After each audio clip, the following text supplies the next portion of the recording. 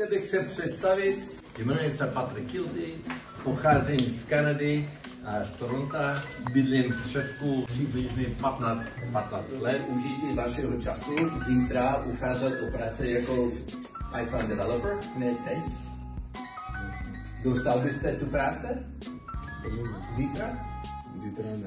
No, dobře, ale my jsme shodli na tom, že dobrý plán pro vás by bylo hledat pozice co? SQL programátor.